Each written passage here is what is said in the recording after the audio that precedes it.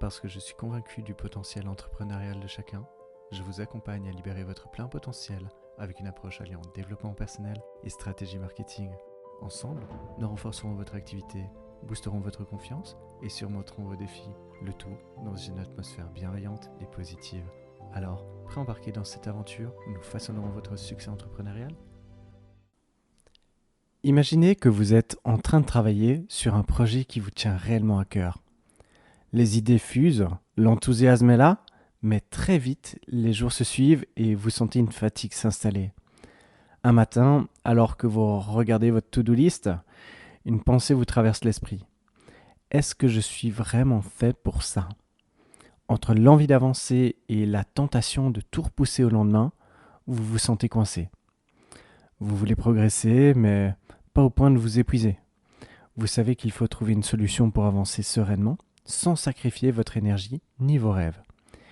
Et si, au lieu de vous débattre entre flemme et surmenage, vous appreniez à équilibrer action et pause ? C'est là que mes 6 techniques pour trouver l'équilibre rentrent en jeu. L'idée n'est pas de vous transformer en une machine à travailler, ni de vous pousser à sacrifier votre bien-être. Au contraire, il s'agit de trouver le bon équilibre entre les moments d'action et les moments de pause bien mérités. Cet équilibre est essentiel si vous désirez progresser sereinement dans votre activité. En tout cas, en prévenant le burn-out et en restant fidèle à ce qui vous passionne vraiment. Voici donc mes 6 astuces pratiques et accessibles pour y parvenir. Première astuce, clarifiez vos priorités. Savoir où vous allez et ce qui est vraiment important pour vous, c'est la base. Une fois que vos priorités sont claires, il devient beaucoup plus facile de choisir les actions qui méritent votre énergie et celles qui vous éloignent de vos objectifs. Cela vous permet ainsi d'éviter les distractions inutiles et de mieux gérer votre temps, car en ayant une vision claire de vos objectifs, vous serez en mesure de reconnaître plus facilement les moments où vous vous laissez freiner par des excuses. Mon astuce par rapport à ce point, et à tester tout de suite, chaque semaine, prenez 10 minutes pour noter vos grandes priorités. Et chaque matin, choisissez l'action qui va vraiment vous rapprocher de vos objectifs. Avec ça, vous êtes armé pour rester concentré sur l'essentiel. Ma deuxième astuce, adoptez la méthode des petits pas. Les grands objectifs peuvent parfois faire peur. On se retrouve paralysé à force de voir l'immensité du projet. La solution, découpez-le en petites étapes simples et réalisables. Cette approche rend l'accomplissement des objectifs plus accessible et réduit le stress lié aux grandes tâches. Car après tout, chaque petit pas compte et vous donne un élan naturel pour continuer. Ensuite, vous avancerez sans même vous en rendre compte. Votre mission, si vous l'acceptez, prenez une tâche qui vous semble aujourd'hui insurmontable et divisez-la en petites sous-tâches. Ensuite, choisissez-en une que vous pouvez faire tout de suite. Vous allez voir, ça enlève tout de suite beaucoup de pression. Ma troisième astuce, intégrez des rituels de bien-être dans votre quotidien. Le bien-être ne doit pas être un plan de secours quand vous êtes épuisé. Au contraire, il doit être préventif et faire partie intégrante de votre routine quotidienne. En intégrant des moments de bien-être à vos journées, comme une pause thé, un peu de yoga ou juste 5 minutes pour respirer profondément, vous éviterez le surmenage. Ces petits rituels vous aident à maintenir votre niveau d'énergie et à rester mentalement clair. Ce que je vous propose de mettre en place dès demain, bloquez des petits moments de bien-être dans vos agendas.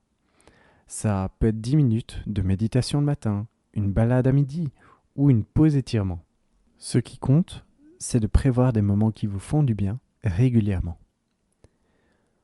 Ensuite, ma quatrième astuce, quatrième technique, prenez du temps pour écouter ce qui se passe à l'intérieur de vous.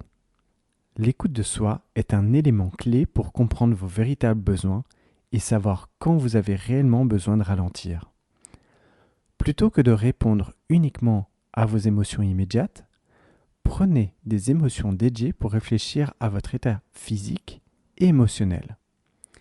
Ces moments d'écoute consciente vous aideront à distinguer les situations où il est sage de se reposer et celles où c'est la peur ou le doute qui vous freine.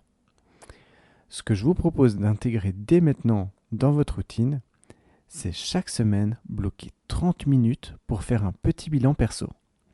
Que ce soit une promenade en plein air, une session de méditation encore une fois, ou des moments pour écrire dans votre journal, ce temps vous aidera à faire le tri entre vos vrais besoins et vos excuses. Ma 5e technique, repérez vos peurs et croyances limitantes. Parfois, ce qui nous retient de passer à l'action, ce n'est pas le manque de temps, mais nos peurs et croyances limitantes. Peur de l'échec, peur du jugement ou juste de cette petite voix qui nous dit qu'on n'est pas assez bon. La bonne nouvelle, c'est que reconnaître ces blocages est déjà un grand pas vers leur dépassement. Ce que je vous propose de faire dès maintenant, ou dès lors que vous vous sentez bloqué, notez vos peurs et croyances qui vous traversent l'esprit. Plus vous serez conscient de ces pensées, plus vous vous sentirez capable de les surmonter et d'avancer. Et on arrive déjà à ma 6e technique, 6e et dernière technique, trouver un soutien extérieur. Parfois, il est difficile de distinguer les moments où nous nous trouvons des excuses et ceux où on a vraiment besoin de ralentir. C'est là où le soutien d'une personne extérieure, comme un mentor, un coach ou un père, peut faire toute la différence. Un regard extérieur peut vous aider à identifier vos véritables besoins et vous permettre de rester motivé lorsque vous êtes tenté de lâcher prise. Ce que je vous propose de mettre en place par rapport à ce point, c'est de rechercher un mentor ou de rejoindre un groupe de soutien avec qui partager votre progrès et vos challenges. Avoir quelqu'un à qui rendre des comptes vous aidera à rester concentré et éviter les excuses. Voilà, vous êtes maintenant équipé de 6 techniques simples et concrètes pour trouver cet équilibre si précieux entre action et bien-être. Et rappelez-vous, il ne s'agit pas de tout changer du jour au lendemain, mais d'intégrer petit à petit ces astuces dans votre quotidien. Chaque pas, aussi petit soit-il, est un pas vers une vie plus alignée avec vos objectifs et vos besoins. Prenez le temps de clarifier vos objectifs. Avancez par petits pas. Écoutez-vous, et je souligne le écoutez-vous, mais sans vous laisser freiner par vos peurs ou excuses. Et surtout, n'oubliez jamais que vous avez le droit de vous faire accompagner dans ce processus. Avant de vous laisser, je vous invite à choisir une des techniques partagées aujourd'hui et de l'appliquer dès maintenant. Pas demain, pas la semaine prochaine, maintenant. C'est le premier pas qui fait toute la différence. Et si cet épisode vous a inspiré ou aidé, merci de le partager avec une personne de votre entourage qui pourra en avoir besoin. Ensemble, on peut construire un environnement où équilibre et progression vont main dans la main.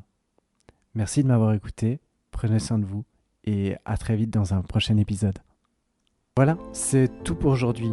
Donc si vous avez aimé ce podcast, laissez un avis 5 étoiles sur la plateforme d'écoute de votre choix et n'hésitez pas à me contacter pour me partager vos impressions directement via mon site www.johnupmarketing.com. À bientôt.